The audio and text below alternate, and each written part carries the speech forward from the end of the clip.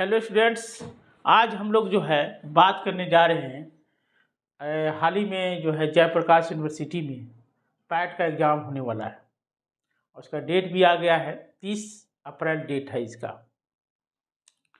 और जो पैट का जो सिलेबस है वो नेट जेआरएफ के सिलेबस से पर आधारित है। तो जिन लोगों ने नेट जेआरएफ का तैयारी किया है तो पैट का भी जो है जो परीक्षा में आएगा वो सेम टू सेम रहेगा, कोई दिक्कत नहीं है उसमें। उसका जो एक यूनिट है, कई यूनिट है उसके। जो पैट 2021 का जो 22 का जो सिलेबस है, ठीक है, उसमें 7 टॉपिक दिया है। उसमें एक जो आपका जो टॉपिक है पहला टीचिंग एप्टीट्यूड है, शिक्षण अभियोगिता, जो शिक्षण अभिवृत्ति है। दूसरा है रिसर्च है, शोध बोलते हैं। तीसरा गद्यांश आएगा, ठीक है। चौथा है मैथ रीजनिंग का पार्ट आएगा। और पांचवा है डाटा इंटरप्रिटेशन है उसमें। और छठा जो आपका आएगा पर्यावरण से जुड़ा हुआ, लोक और उनके निवासी पर्यावरण से जुड़ा हुआ सवाल आएगा। और 7वां जो यूनिट है वो कंप्यूटर है, ठीक है। नेट में क्या है, 1-2 पॉइंट बढ़ जाता है। नेट में बढ़ जाएगा क्या, उच्चतर क्षेत्र में जो है शिक्षा का विकास कैसे होता है, एक टॉपिक ये भी बढ़ जाता है उसमें। लॉजिकल जो आर्गुमेंट है, एक टॉपिक बढ़ जाता है, नया टॉपिक इसमें जुड़ा हुआ है। 2 टॉपिक्स में ही जुड़ जाता है। और एक होता है कम्युनिकेशन, यानी कि नेट जेआरएफ में 10 टॉपिक होते हैं जो इन्होंने यहाँ पर आपके जयप्रकाश यूनिवर्सिटी में जो पैट का जो सिलेबस रखा है 2022 का, उसमें 7 टॉपिक रखा है, ठीक है। और 50 सवाल आएंगे आपके, ठीक है। तो आपको देखना है। चलिए आगे बढ़ाते हैं हम लोग। आज हम लोग जो चर्चा करने जा रहे हैं वो क्या है, पहला यूनिट चर्चा करने, टीचिंग एप्टीट्यूड। आपके ब्लैक बोर्ड पर मैंने लिखा है कुछ, शिक्षा, शिक्षण, सीखना, आकलन। शिक्षा का मतलब है एजुकेशन, शिक्षण का मतलब है टीचिंग, और सीखना का मतलब होता है लर्निंग, और आकलन का मतलब है evaluation. It is the basic point, basic concept of teaching aptitude. मतलब टीचिंग एप्टीट्यूड अगर पढ़ना चाहते हैं आप और इस टॉपिक को शुरू करेंगे तो आपको ये 4 चीज़ें समझना जरूरी है, टर्मोलॉजी। और ये चारों चीज़ एक दूसरे से जुड़ा हुआ है, एक दूसरे पर आधारित है ये चीज़ें, ठीक है। ये टीचिंग एप्टीट्यूड जो है वो बीएड और डाइट के सिलेबस से लिया गया है। जैसे आप क्या करिएगा, आप नेट जेआरएफ पास करिएगा, चाहे पैट का पास करके क्या बनिएगा, एक प्रोफेसर बनिएगा, एक टीचर बनिएगा, ठीक है। तो आप में पढ़ाने की कला होनी चाहिए, या पढ़ाते समय, सिखाते समय हमें विभिन्न बिंदुओं को ध्यान में रखना चाहिए। जैसे बच्चों की क्या समस्याएं होती हैं, क्लासरूम की क्या समस्याएं होती है, कौन कौन से टीचिंग मेथड्स होने चाहिए, ये कौन कौन से टीचिंग लर्निंग मटेरियल का यूज करना चाहिए, समझे शाहरुख? तो ये चीज़ है, तो इसको समझने का। तो मुझे ऐसा लगा कि हम पर जो है ऐसे मतलब जो है बच्चों को थोड़ा गाइडेंस देना चाहिए। बच्चे भी है एग्ज़ाम से थोड़ा सा कि क्या पाएगा, कैसे आएगा, किस तरह का आएगा। और ये जो मतलब लिख देते हैं यहाँ पर, जैसे टीचिंग एप्टीट्यूड, ये जो टॉपिक है आपका, ये इसमें रटने वाला चीज़ है ये नहीं है, इसमें ये सिर्फ समझने वाला चीज़ है। और आप इस वीडियो को अगर देखेंगे तो मुझे इस क्लास में 1 या 2 क्लास देने पर आपका सारा कॉन्सेप्ट क्लियर हो जाएगा। It is the conceptual topic, conceptual जो है आपका सेक्शन है ये टीचिंग एप्टीट्यूड। और जो आपका ये है, तो जो बीएड किए होंगे, जो डाइट किए होंगे और पैट का एग्जाम, उनका ये वाला पोर्शन सही होगा, क्योंकि उसमें यही सब पढ़ना होता है। और जो बीएड डाइट नहीं किए होंगे और ये डायरेक्ट पैट का एग्जाम दे रहे हैं, चाहे नेट जेआरएफ का एग्जाम देंगे, तो थोड़ा आपको समझना पड़ेगा। और समझना क्या, बहुत ईजी है, बहुत ईजी है, बहुत ये। क्योंकि मैंने जो है बीएड किया है दिल्ली विश्वविद्यालय से और मेरा ये बैकग्राउंड रहा है, इसलिए मैं आपको अच्छी तरह से समझा सकता हूँ और करवा सकता हूँ। सारू देना जरा डस्टर आराम से देख, ठीक है, बैठ जाओ। तो कुछ स्टूडेंट्स हैं उनको पढ़ा रहा हूँ, आप भी इसको इसी माध्यम से पढ़िए और समझने का प्रयास कीजिए। देखिए, जब सीखने सिखाने की प्रक्रिया शुरू होता है ना, तो ये टर्मिनोलॉजी आती है और पहला जो शब्द आता है एजुकेशन, शिक्षा। आप जब बीएड करिएगा, डाइट करिएगा या सीखने सिखाने की प्रक्रिया से जोड़ेंगे, तो सबसे पहले जानना ये जरूरी है कि जो हम बच्चों को शिक्षा दे रहे हैं उस शिक्षा का उद्देश्य क्या है, एजुकेशन का उद्देश्य क्या है। और जब तक एजुकेशन का उद्देश्य आप नहीं समझिएगा तो पूरा सीखने सिखाने की प्रक्रिया आपकी अधूरी रह जाएगी, आप उसे कर नहीं पाइए। तो शिक्षा का उद्देश्य क्या है? मैंने लिखा है कि शिक्षा का उद्देश्य क्या है, बालक का सर्वांगीण विकास करना, जो बालक है उसका ओवरऑल डेवलपमेंट करना। प्रत्येक शिक्षा का उद्देश्य यही है। हम अपने बच्चों को क्लासरूम में भेजते हैं, मेरे बच्चे का इतना नंबर आना चाहिए। अभी जैसे हाल ही में अभी बिहार में 10वीं और 12वीं का रिजल्ट आया है, चर्चा है मेरे बच्चों का 90% नंबर आ गया, मेरे बच्चे का 95% आ गया, वर्मा जी के बेटे का 50% नंबर आ गया। यानी हम नंबर का लड़ाई लड़ रहे हैं। शिक्षा का उद्देश्य ये नहीं है कि बच्चों का नंबर आना चाहिए। अगर किसी बच्चे का नंबर कम आता है, अंक क्या है, नंबर क्या है, बच्चे का मूल्यांकन का एक तरीका है, एकमात्र तरीका नहीं है। और किसी बच्चे का 50% नंबर आएगा तो ये नहीं है कि वो नालायक है, डफर है, वो जीवन में कुछ नहीं कर सकता। लेकिन समाज क्या करता है, उसे नालायक, डफर और क्या क्या बात कह देता है कि तुम कुछ नहीं कर सकते, तुम्हें 50% नंबर है। यानी 50% के नंबर के आधार पर उसे आप नालायक घोषित करते हैं। जबकि शिक्षा ये कहता है कि बच्चे का मूल्यांकन का एक तरीका है, एक बेहतर तरीका है, नंबर सिस्टम, नंबर प्रणाली। कोई बच्चा हो सकता है कि उसका नंबर अच्छा नहीं आए, लेकिन उसका सोचने का तरीका, समझने का तरीका कुछ अलग हो सकता है कि उस दिन वो बीमार पड़ गया हो, पढ़ने में ठीक हो लेकिन लिख नहीं पाया हो। बहुत सारी बातें हैं। इसीलिए किसी बच्चों का नंबर अगर कम आ रहा है तो उसे आप नालायक मत कहिए, ठीक है। क्योंकि शिक्षा का उद्देश्य क्या है, बालक का सर्वांगीण विकास। सर्वांगीण विकास क्या होता है, ओवरऑल डेवलपमेंट। यानी कि जब हम बच्चों को सीखने सिखाने की प्रक्रिया से जोड़ते हैं तो क्या करते हैं, इसको समझने की जरूरत है। अगर समझ जाएंगे तो ये पूरा टॉपिक ही खत्म हो जाएगा। Teaching aptitude is the final topic. आपको 3-4 सेक्शन है इसके, मैं वीडियो बना दूंगा, खत्म हो जाएगा। लेकिन आज का क्लास बहुत इंपॉर्टेंट है जो आपको समझना। शाहरुख समझ रहे इस चीज को? यह है सर्वांगीण विकास। शिक्षा ये कहता है कि प्रत्येक बालक के अंदर क्षमता होती है। क्या होती है? प्रत्येक बालक के अंदर कोई ना कोई क्षमता होती है। हम कह देते कि नालायक हो तुम, तुम्हारे अंदर कोई योग्यता ही नहीं है, क्षमता नहीं, गलत बात है। शिक्षा ये कहता है प्रत्येक बालक, हमारे क्लास में 40 बच्चे भी बैठे हुए हैं, जे 40 बच्चों में कोई ना कोई क्षमता होती है। प्रत्येक बालक के अंदर कोई ना कोई क्षमता होती है। वो जो क्षमता होती है ना, वो छिपी हुई होती है प्रत्येक बालक में। शिक्षा का उद्देश्य क्या है, उसको उभारना है, विकसित करना है, पल्लवित करना है, ठीक है ना, एक्सपोज करना है इसको। शिक्षा का उद्देश्य यही होता है। शिक्षा का उद्देश्य नहीं है कि क्लास में जो आगे के बेंच पर जो बैठते हैं उन्हीं का विकास करना है। शिक्षा का ये उद्देश्य नहीं। शिक्षा का उद्देश्य है कि 40 से 40 बच्चों का विकास करना है। और विकास कैसे करना है? सर्वांगीण ढंग से करना है। प्रत्येक बालक के अंदर छिपी हुई प्रतिभा है, उस प्रतिभा को उभारना है और उभार के क्या करना है, सर्वांगीण विकास करना है।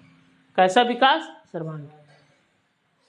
अब देखो यहाँ एक और टर्म, ये सब आता है परीक्षा में सवाल। विकास का मतलब, हाँ बता रहे हैं आप लोग, जैसे पूछे राजन ने पूछा कि भाई सर्वांगीण विकास का क्या मतलब होता है, वही हम बताने जा रहे हैं। अब विकास क्या है, विकास के आयाम, डायमेंशन ऑफ डेवलपमेंट बोलते हैं इसको। अभी मैंने थोड़ा उदाहरण बताया कि हमारे समाज में, हमारे विद्यालय में विकास का पैमाना क्या मानते हैं, विकास का मापदंड क्या मानते हैं। जिसको सबसे ज़्यादा नंबर आ गया वो सबसे अच्छा स्टूडेंट माना जाता है, और जब नंबर नहीं आया वो सबसे बोका हो गया। हमारी भाषा में, बिहार की भाषा में कहते बोका है, डफर है, गोबर है। क्या सुरेश, बात सही है कि नहीं? ये चीज है, मतलब विकास का वो एक ही पैमाना मानना है, नंबर आ गया मतलब वो तेज है, यानी कि उसको कहते हैं संज्ञानात्मक विकास। इंग्लिश में बोलते हैं कॉग्निटिव डेवलपमेंट। अगर इसको साधारण भाषा में समझे तो मानसिक विकास, बुद्धि का विकास। जो बच्चा पढ़ने लिखने में खूब तेज है, जो नंबर ला रहा है, हमारा समाज एक ही विकास को मानता है, संज्ञानात्मक विकास। किसी मामा गया, दाऊ के यहाँ गए, बुआ के यहाँ गए, एक सवाल पूछ दिया, अब शाहरुख से पूछ दिया, अब शाहरुख ने जवाब नहीं दिया, कहा कि नालायक हो, डफर है। अभी हाल ही में हम गए थे मामा जी के यहाँ, तो देखे कि उनके यहाँ वो बच्चा था, वो मामा जी ने उनसे सवाल पूछ दिया, बच्चे ने जवाब कहा कि तुम नहीं पढ़ते हो। और मैं देखा कि वो बच्चा पेंटिंग बहुत अच्छा करता है, ड्राइंग बहुत अच्छा करता है। लेकिन समाज का विकास का मतलब, शिक्षा का मतलब होता है संज्ञानात्मक विकास। नंबर नहीं आया, जवाब नहीं दिया, बोका हो, डफर हो। समझ रहे हो कि नहीं सुरेश? हमने क्या कहा, देखो आपको लग रहा है लंबा क्लास चल रहा है, लंबा नहीं है, ये केवल नेट जारे पास नहीं करना है। शिक्षा क्या है, एक भावना है। ये जो टॉपिक है ना, बहुत मार्मिक टॉपिक है ये, और इसको अगर आप समझ लेंगे ना, कोई भी सवाल आएगा मार दीजिएगा, गर्दा उठ जाएगा। फिर बहुत हल्का सवाल आता है, समझना है। सीटेट में तो बहुत आता है ये सवाल, और सीटेट से ये लिया है नेट जेआरएफ का। अभी हाल ही में एग्जाम होगा बीपीएससी के द्वारा, शिक्षक का बहाली, उसमें टीचिंग एप्टीट्यूड रहेगा, यही टॉपिक रहेगा, तो पढ़ने की जरूरत ही नहीं है। समझ रहे कि नहीं शाहरुख कुमार? तो संज्ञानात्मक विकास मतलब मानसिक विकास। अगर दिख रहा है आपको कि नहीं, देखिए तो राजन कुमार, ठीक है ना? तो पहला विकास का, तो हमारा जो शिक्षा शास्त्री थे, शिक्षा मनोवैज्ञानिक थे, उन्होंने कहा कि विकास का एक आयाम जो है संज्ञानात्मक विकास होता है, एकमात्र पैमाना नहीं होगा। दूसरा क्या है, सामाजिक विकास, सोशल डेवलपमेंट। आप पढ़ने में बहुत तेज हो, लेकिन आपको रिश्ता के बारे में पता ही नहीं कि मामा कौन होते हैं, ताऊ कौन होते हैं, बुआ कौन होते हैं। अब इसका मैं उदाहरण हूँ। मैं जिंदगी में पढ़ा ही हूँ, लेकिन न मैं कभी शादी ब्याह में गया, न मामा क्या गया, लेकिन बहुत कम गया। तो हमारे अंदर सामाजिकरण, सामाजिक विकास बहुत कम है। समझ रहे कि नहीं? और ये होता है, दादाजी आ गए, क्लास बंक नहीं करना है। दादाजी आ गए तो आ गए, दादी आ गए तो आ गए, नाना आ गए तो आ गए, अब क्लास नहीं, पढ़ो पढ़ो। मतलब पढ़ने का एक ही पैमाना माना है कि संज्ञानात्मक विकास होना चाहिए। अरे भैया, रिश्तों की समझ होनी चाहिए, सामाजिक मूल्य का विकास होना बहुत जरूरी है, क्योंकि लास्ट में समाज में ही जाना पड़ेगा आपको।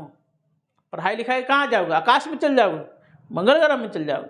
समाज, मनुष्य एक सामाजिक प्राणी है, तो सामाजिक विकास होना ही चाहिए। यानी कि बच्चों को पढ़ाई कराने के साथ साथ सामाजिक मूल्यों का भी विकास कीजिए, समाज का भी विकास कीजिए।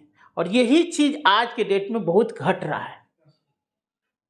महिलाओं के साथ कैसा बिहेवियर करना चाहिए, एक इंसान के साथ कैसा बिहेवियर करना चाहिए, ये सब चीज़ें बच्चों में घटती जा रही, मूल्यों, नैतिकता, ये सब का क्षरण हो रहा है, सामाजिक मूल्यों का क्षरण हो रहा है, सेवा की भावना नहीं आ रही है। ये सब कैसे हो रहा है? सामाजिक विकास, क्योंकि ये शिक्षा का उद्देश्य एकमात्र ही मान लिया है, संज्ञानात्मक विकास, सामाजिक विकास। तीसरा इसका आयाम है भावनात्मक विकास। ठीक है जी, इमोशनल डेवलपमेंट। इसका दूसरा हिंदी होता है संवेगात्मक, संवेग, इसका दूसरा बोलते हैं संवेग भावना। आप लोग नोट्स बनाते चलना, ये समझ रहे कि नहीं? आप लोग देखो ये समझ, क्योंकि ये टॉपिक पूरा विश्लेषणात्मक है। ये टॉपिक कोई फैक्चुअल नहीं है कि फैक्ट है ताजमहल कहाँ है लिख दिया, ऐसा नहीं है टॉपिक की। इसलिए आपको समझिए, समझिएगा सब टॉपिक अपने आप क्लियर, क्योंकि सवाल जो आएगा वो कॉन्सेप्चुअल आएगा, आपको मतलब समझदारी वाली आएगी। अगर आपकी समझदारी क्लियर है, टॉपिक क्लियर है। टॉपिक क्लियर क्या करना है, एक दिन में हम ख़त्म कर देंगे सीधे, लेकिन समझदारी होना बहुत जरूरी है। 2 साल का बीएड का कोर्स होता है, उसका आप जो है 2 घंटा 3 घंटा में समझने का प्रयास कर रहे हैं। ठीक है जी, सवाल बढ़िया आएगा तो आप बढ़िया मार लेंगे। तो भावनात्मक विकास, आप पढ़ने में बहुत तेज हैं, लेकिन आपके अंदर भावना का विकास नहीं हुआ, इमोशन का विकास नहीं हुआ है। किसी की भावना का मजाक उड़ा देते हैं, किसी की भावनाओं को समझते नहीं हैं, ये भी विकास बहुत जरूरी है। अब मैं तो मानता हूं कि विकास का सबसे जो जरूरी चीज़ है, मेरे समझ ऐसे सब जरूरी चीज़ होता है, लेकिन हम सबसे इम्पोर्टेंट देते हैं वो भावनात्मक। आप पढ़ने में बहुत तेज हैं, आप डॉक्टर हैं, कोई गरीब व्यक्ति आ गया, वो कह रहा है कि हमारे पास पैसा नहीं है, आप माँ बाप आप इलाज कर दो, कहते ना हम नहीं इलाज करेंगे, बिना पैसा का इलाज नहीं करेंगे आपका। क्या ये क्या है? मतलब आपके अंदर इमोशन नहीं है। मनुष्य का निर्माण, जो व्यक्तित्व का निर्माण होता है, उसमें 2 तत्व होते हैं, एक बुद्धि और एक भावना। कुछ व्यक्ति ऐसा होता है कि भावना शून्य होता है, बहुत ही हर चीज में तर्क लगाएगा, फायदा हो रहा है कि नहीं हो रहा है, नुकसान हो रहा है कि नहीं हो रहा है, ये देखेगा। अब कुछ लोग ऐसे होते हैं इतना ना भावुक हो जाते हैं, मांगे 1 दे दिया 4 ले जाओ, सब उठा के ले जाओ। ऐसा भी नहीं बनना चाहिए, ना ज्यादा भावुक व्यक्ति बनो और ना ज्यादा बौद्धिक। आपके व्यक्तित्व में बुद्धि और भावना का योगदान होना चाहिए।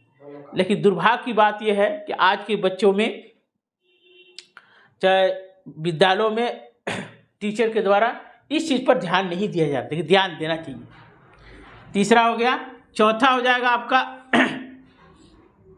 नैतिक विकास, मोरल डेवलपमेंट, नैतिक मूल्यों का विकास। नैतिकता क्या है? मूल्य है, अच्छे अच्छे मूल्य, प्रेम है, दया है, ईमानदारी है, सच्चाई है, परोपकार है, सेवा है, ये नैतिक मूल्यों का विकास। नैतिकता क्या है? हमें बताता है कि आपको ये करना चाहिए, ये नहीं, चोरी नहीं करना चाहिए, ईमानदारी से काम करना चाहिए, नैतिकता का विकास। 5वां क्या है? भाषा का विकास, लैंग्वेज डेवलपमेंट। बच्चों में भाषा का विकास भी करना चाहिए, ये भी विकास का एक पैमाना, एक मापदंड है। और छठा क्या है? शारीरिक विकास, फिजिकल डेवलपमेंट। दिख रहा है मोहन? दिख रहा है आपको? कहा जाता है स्वस्थ शरीर में ही स्वस्थ मस्तिष्क का विकास है। ये किसने कहा था? अरस्तु ने कहा था। ये भी सवाल आया हुआ है परीक्षा में। ठीक है जी, स्वस्थ शरीर में ही स्वस्थ मस्तिष्क का विकास होता है। ये किसने कहा? अरस्तु ने कहा। ठीक है जी भाई, आप लोग देखिए एक ही चीज़ से कितना है। तो चूंकि आप लोग जो पैट का 2022 का तैयारी करने जा रहे हैं और जो नेट का एग्जाम देने जा रहे हैं, उनके लिए बहुत रामबाण ये टॉपिक है। ऐसे स्टूडेंट ने कहा कि सर ऐसे पढ़ाइए, आज हम पढ़ा देते। तो ये एक सोशल वर्क के तहत मैं पढ़ा रहा हूँ, कोई पैसा वैसा नहीं है इसका, सोशल वर्क के तहत है, फ्री एजुकेशन। अब हमारे अंदर ज्ञान है, रहती है, इसलिए मैं पढ़ा दे रहा हूँ आपको। तो फिर से मैं रिपीट कर दे रहा हूँ क्योंकि समझना बहुत ज़रूरी है। शिक्षा का जब भी आप टीचिंग एप्टीट्यूड का सवाल बनाएंगे तो हमेशा ये बात ध्यान रखिएगा कि शिक्षा का उद्देश्य क्या है। शिक्षा यह मानता है, एजुकेशन मानता है कि प्रत्येक बालक में कोई न कोई प्रतिभा अवश्य होती है, क्षमता अवश्य होती है, ठीक है। और उस क्षमता को, शिक्षा का काम क्या है, सीखने सिखाने की, हम बच्चों को सीखने सिखाने की प्रक्रिया से जोड़ते हैं। स्कूल में भेजते हैं, विद्यालय में भेजते हैं, कॉलेज में भेजते हैं, यूनिवर्सिटी में भेजते हैं, पाठशाला में भेजते हैं, गुरुकुल में भेजते हैं। क्यों भेजते हैं, कभी सोचा है? परिवार के स्तर पर हम शिक्षा देते हैं। क्यों देते हैं? हम इसलिए देते हैं कि प्रत्येक बालक के अंदर जो छुपी प्रतिभा है, जो क्षमता है, ठीक है, योग्यता जो है, उसको उभारा जाए, उस क्षमता की पहचान की जाए ये। लेकिन हम लोग क्या करते हैं, विद्यालय में एक ही तरह से पढ़ाने गए, ए से एप्पल। बहुत सारा बच्चा ए से एप्पल नहीं पढ़ेगा, ए से कुछ और बोलेगा। हर बच्चे में पढ़ने का तरीका अलग होता है ये।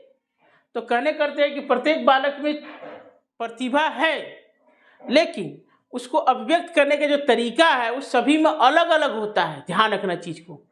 कोई बच्चा रटकर याद करेगा, कोई बच्चा लिख के। हमारे क्लास में शाहरुख हैं, उसको खाली लिखने में मजा आता है। तो क्या है, वो कोई भी चीज को पढ़ेगा तो लिख लिख के पढ़ेगा। कोई बच्चा है वो रटिए जाएगा, कहेगा ए टू जेड हमको सब याद हो जाता है। कोई बच्चा समझकर पढ़ेगा, कोई बच्चा बोलकर पढ़ेगा। अब देखिए शिक्षा में वो पढ़ा हुआ है LSRW। एल का मतलब क्या होता है, सुनना, क्योंकि आप लोग नए बीएड वाले बच्चे सब जानते हैं। एस का मतलब होता है स्पीकिंग बोलना। आर का मतलब रीडिंग, पढ़ना। और डब्ल्यू का मतलब राइटिंग, लिखना। हम कोई भी चीज पढ़ते हैं ना, सीखते हैं, ये 4 तरीका। हम लोग क्या पढ़ने का मतलब, आया याद कर दिया, भानुमति का पिटारा याद कर दिया, नहीं, गलत चीज है। कुछ लोग सुनकर याद करते हैं, कुछ लोग बोलकर चीजों को ग्रहण कर लेते हैं, कुछ लोग पढ़कर ग्रहण कर लेते हैं, कुछ लोग लिखकर करते हैं। यानी बच्चों को पढ़ाते समय चारों तरीकों का अपनाना चाहिए। आप मूवी देखते हो ना, मूवी जितना जल्दी याद रहता है, क्या क्लास में पढ़ाया हुआ चीज याद होता है? नहीं होता है, क्योंकि हम लोग इतना नीरस ढंग से पढ़ाते हैं, इतना उबाऊ ढंग से पढ़ाते हुए याद ही नहीं होता है। यानी एक टीचर को कैसे पढ़ाना चाहिए, फिल्म की तरह पढ़ाना चाहिए, सिनेमा की तरह पढ़ाना चाहिए। सिनेमा में जाता, आप सिनेमा देखने जाते हैं तो क्या करते हैं, सारा चीज भूल जाते हैं, एकदम आत्मा और परमात्मा का मिलन हो जाता है, भूल जाते, पता नहीं चलता है कि 3 घंटा। अभी हाल ही में मूवी देखा था भोला, मैं देखने गया था, पता नहीं चला कि 3 घंटा कब बीत गया। इससे पहले मैं मूवी देखने गया, तुम मकार तू झूठी, ऐसे ही देखने गया था मैं। इतना मस्त मूवी था, पटना में देखने गया। यही होता है, पता नहीं चला कि 3 घंटा कब हो गया। तो सीखने सिखाने की प्रक्रिया भी ऐसे ही होनी चाहिए। और इसीलिए तो हम टीचिंग एप्टीट्यूड का मतलब होता है कौशल, और टीचिंग का मतलब होता है सीखने सिखाने की प्रक्रिया। यानी कि मतलब अब टीचिंग एप्टीट्यूड क्यों पढ़ा रहे हैं हम लोग, शिक्षण में कौशल क्यों पढ़ा रहे हैं? क्या पहले से नहीं पढ़ाई होती थी? पहले पढ़ाई होती थी, लेकिन शिक्षण कौशल पर ध्यान नहीं दिया जाता था। टीचर आया, हाँ मोहन सोहन पढ़ाया, खत्म, चल दिया। आप देखो शाहरुख को समझ में आ रहा है कि नहीं, सुरेश को समझ में आ रहा है कि नहीं, राजन को समझ में आ रहा है, इससे कोई मतलब नहीं था। सभी बच्चों को एक ही ढंग से पढ़ा दिया जाता है। लेकिन शिक्षा क्या कर रहा है, प्रत्येक बालक में कोई न कोई क्षमता होती है, और ये क्षमता सभी में अलग अलग होती है। एक ही तरह की क्षमता नहीं होता है। अगर मानते कि ये ड्राइंग करता है शाहरुख, तो राजन ये ड्राइंग नहीं करेगा, वो अलग तरह से चीजों को एक्सप्लेन करेगा। अब इस क्षमता का विकास करके हमको क्या करना है, उभार देना है। शिक्षा का काम क्या है, शिक्षा का काम यही है, उभारना। और आजकल शिक्षा क्या है, उभारना नहीं, उसको तोप दो। इतना ना मार मारो कि अगले दिन से क्लासे नहीं आए बच्चा। हम लोग भी बचपन में पढ़े गांव में, इतना ना टीचर पीटता था कि उभारना का मतलब इतना डर पैदा हो गया तो पढ़ाई नहीं की। एक मैं बाल कटवाने गया, मैं बाल बहुत जहाँ भी आता हूँ मैं बाल कटवाता हूँ बड़ा प्रेम से तो मैं उससे पूछा कि तुम कितने क्लास पढ़े हो, बोला कि 6ठी क्लास पढ़े। देखो मैं जो कहानी सुना रहा हूँ इससे सवाल आपका सोल्व होगा। तुम्हारा कि भाई आज तो आगे क्यों नहीं पढ़े तुम, तो बोला कि हम पढ़ने गए थे, अब टीचर ने क्या किया, मारा तो मारा ही, और 2 उंगली के बीच में जो है छड़ी लगा दिया था कि ऐंठ दिया। अब इतना ना दर्द हुआ कि भाग गए और दिल्ली आ गए, तब से बाल काट रहे हैं तो फोबिया हो गया। यहाँ शिक्षा कर रहा है कि उभारना है, एक्सपोज करना है, विकसित करना है, और यहाँ क्या काम हो रहा है, ऐसा ना पढ़ाओ कि भागिए जाए, ना बच्चा रहेगा ना पढ़ाना पड़ेगा। और उभार कर क्या करना है, सर्वांगीण विकास करना। जब भी आप टीचिंग एप्टीट्यूड का सवाल बनाइएगा ध्यान रखिएगा ये चीज, सवाल इस पर आता है, इस पर आता है और इस पर आता है। इसलिए कोई के नोट दीजिए, ये दीजिए, नोट्स का जरूरत ही नहीं है इसमें, ठीक है जी। ऐसे मैं बता दूंगा आपको, पॉइंट बहुत ज़्यादा समझा दूंगा आपको। तो क्लियर हो गया। सर्वांगीण विकास में लिखा रहेगा शिक्षा का एकमात्र उद्देश्य संज्ञानात्मक विकास, गलत। शिक्षा का केवल एक उद्देश्य संज्ञानात्मक विकास, गलत। एकमात्र तो उद्देश्य होता ही नहीं है। शिक्षा का उद्देश्य क्या है, संज्ञानात्मक विकास, मानसिक विकास, सामाजिक विकास, भावनात्मक विकास, नैतिक विकास, भाषा का विकास, शारीरिक विकास, ठीक है जी। तो इस शिक्षा का उद्देश्य क्या, सर्वांगीण विकास करना, ओवरऑल डेवलपमेंट करना, सभी तरह से विकास, चहुमुखी विकास करना। महेंद्र सिंह धोनी देखते हो कैसा खिलाड़ी है, ऑलराउंडर है, बैटिंगो कर लेगा, फील्डिंगो कर लेगा, कीपरिंग भी कर लेगा, कैप्टेंसी भी कर लिया। ये कैसा विकास हुआ उसमें, अकूल का कूल रहता है, और सबसे ज्यादा पैसा 1 मिनट में 2 लाख रुपया, हो गया ना, ओवरऑल डेवलपमेंट। तो आप खुद सोचो कि आपका पढ़ाई लिखाई ऐसा हुआ है, नहीं हुआ है, हुआ है, होबे नहीं किया है। हम लोग तो जैसे तैसे बोरा में कोस के आगे, पढ़ते पढ़ते आ गए। ये नहीं है, शिक्षा का उद्देश्य बदल गया, ठीक है। तो मुझे लग रहा है कि आप लोग समझ गए होंगे, शिक्षा का मतलब सीखने सिखाने की प्रक्रिया है, और शिक्षा का मूल उद्देश्य यह कहता है कि प्रत्येक बालक में, कोई भी बालक नालायक नहीं होता। लिख देगा परीक्षा में, कुछ बालक जो है नालायक होते हैं, डफर होते हैं, पागल होते हैं, कुत्ता होता है, गोबर होता है, ऐसे टीचर बोलते हैं ना क्लास में, कुत्ता कहीं का, पागल कहीं का। अब एक टीचर ने किसी बच्चे को पागल कह दिया, उस बच्चे ने जाके अपने पिताजी को कह दिया, पिताजी उसके आगे पूछे कि आप डॉक्टर हैं, बोले कि नहीं। आप कोई साइंटिस्ट हैं, तो नहीं। आप कोई भगवान हैं, तो नहीं। आप कैसे कह दिए कि मेरा बेटा पागल है। अब उसने मनीष सिसोदिया को लेटर लिख दिया, एचआरडी मिनिस्टर को लेटर लिख दिया। अब बताइए, लेना का देना पड़ गया। देखा कैसे कह दिया पागल है। आप जिसे पागल कह सकते हो, कल वो आईएएस बन जाए, डॉक्टर बन जाए, इंजीनियर बन जाए, कौन जानता है किसी के बारे में। यानी हर बालक में संभावना छुपी रहती है। तो शिक्षा का काम यही है, और शिक्षा देने का काम कर रहा है टीचर का काम यही है कि उसके अंदर छिपी हुई जो प्रतिभा है उसको उभार देना है। उभारने का मतलब ये नहीं कि उठा कर फेंक दो, उभारने का मतलब है उसको अलग अलग एक्टिविटी कराकर, अलग अलग तरीके से उसे क्या करना है, पढ़ाना है, लिखाना है, ताकि उसके अंदर, और ये जितना ये 6 आयाम का विकास होगा, बच्चा उतना ही सीखने सिखाने की प्रक्रिया से जुड़ जाएगा, उसका सर्वांगीण विकास होगा। ठीक है जी, पहला हम लोग टॉपिक समझ गए आप लोग, ठीक है। क्योंकि हम ये अभी शिक्षा समझा, एजुकेशन, शिक्षण समझाएंगे, सीखना, और ये जब चारों समझ लीजिएगा, ये टॉपिक द फिनिश। अब हम लोग जो भी बात करेंगे, अगला इसमें टॉपिक पढ़ेंगे, सब बकवास पढ़ेंगे, ये है, आपको सब कुछ समझ में आ जाएगा अपने आप, ठीक है। इसलिए मुझे आज लगा कि चलो पढ़ा देते हैं, बच्चे भी डिमांड कर रहे थे, बता दिए, ठीक है। और ये है, ठीक है। चलिए थोड़ा सा इसको और करते हैं नोट।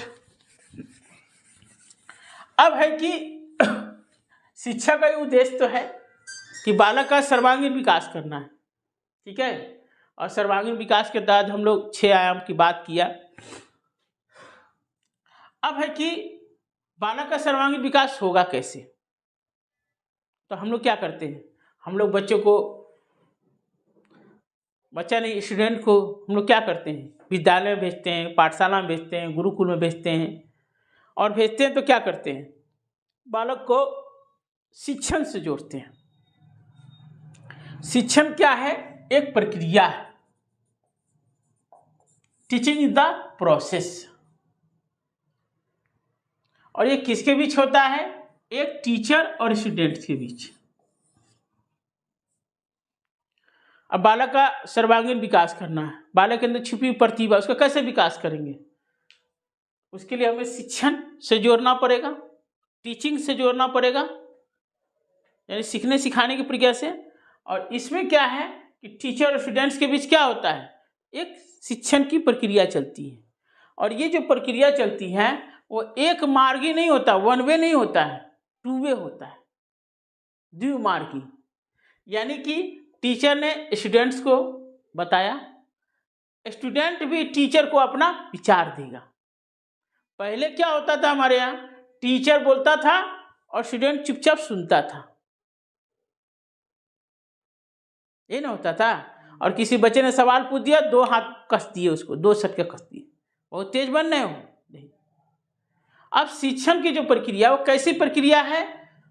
2 तरह का मॉडल है हमारे यहाँ शिक्षण का। एक है शिक्षक केंद्रित, टीचर सेंटर है, और एक है बाल केंद्रित है, चाइल्ड सेंटर है। तो पहले हमारा जो मॉडल था वो टीचर सेंटर था, यानी टीचर ने पढ़ाया, बच्चे ने चुपचाप सुना। अब हमारे यहाँ प्रक्रिया क्या है, टीचर स्टूडेंट्स को पढ़ाएगा, स्टूडेंट भी अपने जो उसने चिंतन किया है वो अपना विचार देगा टीचर को। यानी अब ये वाला मॉडल चल रहा है। जो नई शिक्षा नीति 2020 आया है, NCF 2005, जो रिपोर्ट है, ये सब मतलब बच्चों को कैसे पढ़ाना चाहिए, रिपोर्ट्स होते हैं। राष्ट्रीय पाठचर्या की रूपरेखा 2005, राष्ट्रीय पाठचर्या की रूपरेखा 2022 भी आया है अभी, और नई शिक्षा नीति जो आया है आपको जो है 2020। इससे पहले भी नई शिक्षा नीति 1968 आया था, और नई शिक्षा नीति 1986 में भी आया है, अब आया है नई शिक्षा नीति 2020। तो हो सकता है उससे भी सवाल आपको आ जाए परीक्षा में, नई शिक्षा नीति 2020 और बता देंगे आपको वीडियो में। तो सीखने की जो शिक्षण की प्रक्रिया क्या है, टीचर और स्टूडेंट्स के बीच सीखने सिखाने की प्रक्रिया है, और ये प्रक्रिया कैसा है, बाल केंद्रित है। इसलिए ध्यान में रखिएगा, परीक्षा में जो अगर कोई ऑप्शन में लिखा है कि शिक्षक पढ़ा रहा है, बालक चुपचाप सुनना, तो गलत हो जाएगा, क्योंकि शिक्षक केंद्रित नहीं है ना, टीचर सेंटर नहीं। भाई टीचर बोले पढ़ा रहा है, बालक चुपचाप सुन, नहीं अच्छा नहीं चलेगा, ये प्रक्रिया नहीं है आजकल। यानी कि शिक्षक केंद्रित नहीं है, बाल केंद्रित है। टीचर भी बोलेगा, बालक भी बोलेगा, दोनों में इंटरेक्शन होगा, दोनों में क्या है, टू वे होगा, वन वे नहीं है, टू वे है, द्विमार्गी है। हमने बोला, आपने बोला, आपने बोला, आपने बोला, दोनों के बीच विचारों का आदान प्रदान होगा। समझ गए बात को शाहरुख कुमार? ठीक है, क्लियर? अब इसी में आ जाएगा, अब जब टीचर बच्चों को पढ़ाता है तो कैसे पढ़ाएगा, कोई ना कोई पाठ्यक्रम होगा, करिकुलम, और करिकुलम में ही आता है सिलेबस। देखो सवाल आ जाएगा, करिकुलम क्या है, सिलेबस क्या है? तो करिकुलम का एक पार्ट होता है सिलेबस, करिकुलम व्यापक होता है। जैसे आपको राष्ट्रीय पाठचर्या की रूपरेखा NCF 2000, national curriculum framework 2005, curriculum बताया गया है कि बच्चों को कैसे पढ़ाना चाहिए, कैसी किताबें होनी चाहिए, कैसा मेथड्स होना चाहिए, ये पूरा करिकुलम बताया। अगर आप पढ़िएगा NCF 2005 तो आपको उसमें सब बताया गया है कैसे बच्चों को पढ़ाना चाहिए। अभी आया NCF 2022 आया है, उसमें भी करिकुलम बताया जा रहा है। तो कोई ना कोई करिकुलम के तहत पढ़ाते। अब पढ़ाएंगे कैसे आप, यानी कोई ना कोई शिक्षण विधि होगा, टीचिंग मेथड्स होगा। ठीक है राजन कुमार? कोई ना कोई टीचिंग मेथड्स होगा इसमें। और टीचिंग मेथड दो ही होता है, एक शिक्षक केंद्रित होता है और एक बाल केंद्रित होता है, टीचर सेंटर और चाइल्ड सेंटर। और टीचर सेंटर में अगर उदाहरण जाएंगे विधि में तो लेक्चर मेथड। लेक्चर मेथड जो होता है, जो कॉलेजों में दिया जाता है, व्याख्यान विधि बोलते हैं, उसमें क्या करता है, टीचर बोलता है, बालक चुपचाप सुनता है। लेक्चर मेथड हो गया उदाहरण, शिक्षक केंद्रित हो गया। और बाल केंद्रित में क्या है, गतिविधि से पढ़ा रहे बच्चों को, खेल विधि से पढ़ा रहे बच्चों को, वहां पर क्या हो रहा है, इंटरेक्शन हो रहा है। तो मतलब ये वाला टॉपिक में सब यही पढ़ना है, जो आपके सिलेबस में यही डाला है इस चीज को। ठीक है शाहरुख कुमार, क्लियर हुआ? बहुत देखिए इंपॉर्टेंट टॉपिक है। यानी शिक्षा को, उद्देश्यों को पूरा करने के लिए हम बालक को क्या करते हैं, शिक्षण से जोड़ते हैं। समझ आए? टीचिंग से जोड़ते हैं।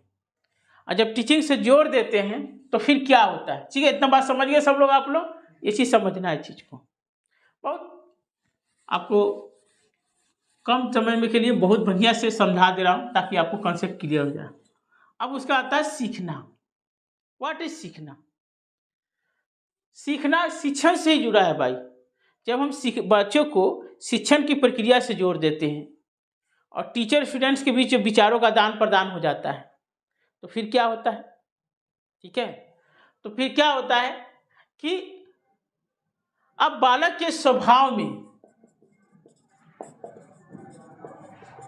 चिंतन में, समझ में क्या होता है, परिवर्तन आता है। और परिवर्तन कैसा आता है, सकारात्मक आता है, नकारात्मक नहीं आना चाहिए। यानी सीखना क्या है, बालक के स्वभाव में, चिंतन में, समझ में, उसके स्वरूप में अगर परिवर्तन आता है, सकारात्मक परिवर्तन आता है, इट इज कॉल्ड सीखना, लर्निंग। इसको अधिगम भी बोलते हैं हिंदी में। सीखना का दूसरा नाम है अधिगम, इंग्लिश में लर्निंग। लर्निंग क्या है, जैसे मैं आपको पढ़ा रहा हूं और आपके स्वभाव में परिवर्तन आ जाए, आपके स्वभाव में, आपके व्यवहार में क्या है, व्यवहार में परिवर्तन आ जाए, सकारात्मक परिवर्तन आ रहा है, तो क्या सीखना है। जैसे आप कहीं कोचिंग क्लास करने जाते हैं, चाहे स्कूल जाते हैं, और आपके स्वभाव में, आपके चिंतन में परिवर्तन आता है तो आपके माता पिता क्या कहते हैं, अब मेरा बच्चा पढ़ रहा है सही से, है ना? तो इस पर सवाल आ सकता है परीक्षा में, सीखना क्या है, समझ गया? यही पूछता है। सीखने की विशेषता क्या है, वो पूछता है। सीखने का उद्देश्य क्या है, पूछता है। तो पढ़ाएंगे, आपको बताएंगे इस पर, सीखने का उद्देश्य क्या है वो बताइए। ओके, क्लियर होगा चीजें? अब चौथा पॉइंट आता है आकलन। इतना बात तो समझ में आ गया आपको? आकलन में क्या हो रहा है, हमने बच्चा, शिक्षा का उद्देश्य है बालक का सर्वांगीण विकास करना। अब बालक का सर्वांगीण विकास कैसे होगा, शिक्षण की प्रक्रिया से, समझ गए? अब बालक जब शिक्षण की प्रक्रिया से जुड़ जाएगा तो बालक के स्वभाव में परिवर्तन आया, उसको क्या कहेंगे, सीखना कहेंगे। ठीक है? और सीखने सिखाने की प्रक्रिया क्या है, निरंतर चलती है, मरने के कुछ समय तक चलती रहती है। ये क्या है, सीखना है। और सीखना के बाद क्या आ जाएगा, आकलन। आकलन का मतलब इवैल्यूएशन, असेसमेंट। यानी कि बच्चे ने जो सिखाया गया, क्या बच्चे ने जो सीखा, कितना सीखा, कितना नहीं सीखा, इस बात का बालक में कितना सुधार हुआ, कितना सुधार नहीं हुआ, बच्चे ने क्या सीखा, क्या नहीं सीखा, इस चीज को जांचने के लिए हम लोग क्या करते हैं, आकलन की प्रक्रिया अपनाते हैं। मतलब जितना इंपॉर्टेंट सीखना है, बच्चों को सिखाना है, उतना ही इंपॉर्टेंट क्या है, आकलन है। जैसे मान लीजिए कि मैं आपको पढ़ा रहा हूं, सिखा रहा हूं, और हम आपका मूल्यांकन करवे नहीं करें, आकलन करवे नहीं करें, तो मुझे फिर कैसे पता चलेगा कि आप में जो मैं पढ़ाया वो आप में सुधार हुआ कि नहीं हुआ? मैंने जो पढ़ाया आपको समझ में आया कि नहीं आया, मैं जो कंटेंट दिया आपको समझ में आया कि नहीं आया। तो ये तो आकलन के माध्यम से नहीं पता, इसलिए समय समय पर हम परीक्षाएं लेते हैं, आकलन करते हैं, मूल्यांकन करते हैं, और मूल्यांकन से पता लगता है कि 100% में 40% बच्चे ने सीख लिया, यानी 60% नहीं सीखा। 60% चीज़ें क्यों नहीं सीखा?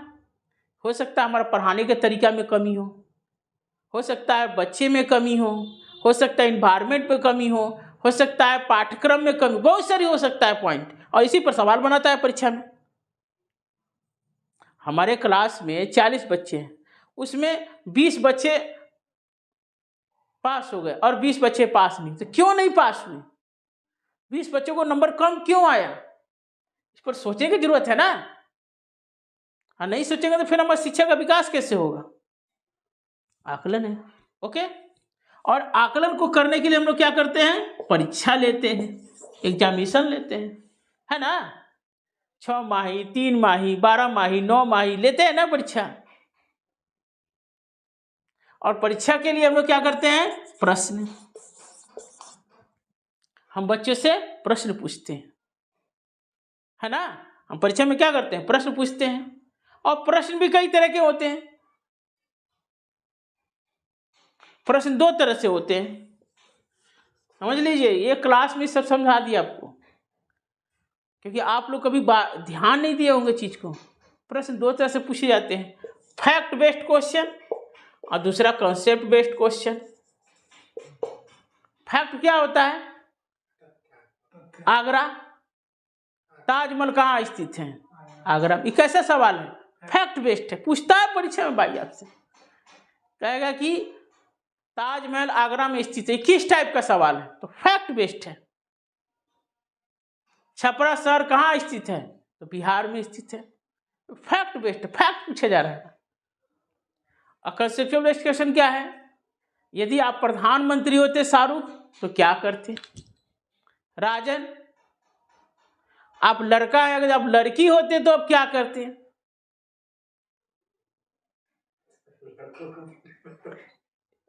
समझ रहे कि नहीं? यदि सारे पोस्टों पर महिलाओं का राज हो जाए, महिलाओं को ही सीट दे दिया जाए, महिलाओं को ही नौकरी दे दिया जाए, तो फिर क्या होगा? यानी ऐसा सवाल जिसमें बच्चों को सोचने के लिए मजबूर कर देता है। यदि पेट्रोल और डीजल खत्म हो जाए तो क्या हो जाता? यदि आप महाराणा प्रताप के स्थान पर होते तो आप क्या करते? ठीक है ना। आप अशोक के स्थान पर होते तो आप क्या करते? यानी कि ये सवाल कैसा है? कल्पना है, आपको विचार सोचने के लिए मजबूर कर रहा है। इस पर सवाल आता है परीक्षा में। तो ये कैसा सवाल है? कॉन्सेप्ट बेस्ड है। और ये कैसा सवाल है? फैक्ट बेस्ड है। सवाल लिख देगा परीक्षा में, यदि पेट्रोल और डीजल खत्म हो जाए तो क्या होगा। यानी आपको सोचने के लिए मजबूर कर रहा है, आपके अपने विचार व्यक्त करने के लिए मजबूर कर रहा है, और आपको सोचने के लिए प्रेरित कर रहा है। समझ गए कि नहीं? तो टीचिंग एप्टीट्यूड में, अभी टीचिंग एप्टीट्यूड का टॉपिक बहुत सारा अलग अलग पॉइंट इसमें दिया हुआ है, लेकिन टीचिंग एप्टीट्यूड का जो मूल जो कॉन्सेप्ट है वो यही था: शिक्षा, शिक्षण, सीखना, आकलन, परीक्षा, प्रश्न। ये आप इसको वीडियो को बार बार देखिए, ये पूरा टॉपिक अपने आप स्वाहा, खत्म। अब एक एक वीडियो बना देंगे, एक एक टॉपिक का जोड़ के, जो आपके परीक्षा पॉइंट ऑफ व्यू से जुड़ा होगा, हो जाएगा। ठीक है, तो ये समझना है बस, इसको वीडियो को देखिए। और ये बहुत कंसेप्चुअल चीज़ है, समझदारी वाली बात है। इसमें फैक्ट वाला सवाल नहीं आता है। जो एक आध फैक्ट आएगा वो मैं बता दूंगा, हो जाए खत्म। 1 से 2 क्लास में ही पूरा टॉपिक खत्म, अपने आप खत्म हो जाएगा। और पिछले 10 साल का सवाल लगा लीजिए, सब सवाल बन जाएगा आपका, कोई ऐसा इसमें बात ही नहीं। ठीक है, चलिए, थैंक यू।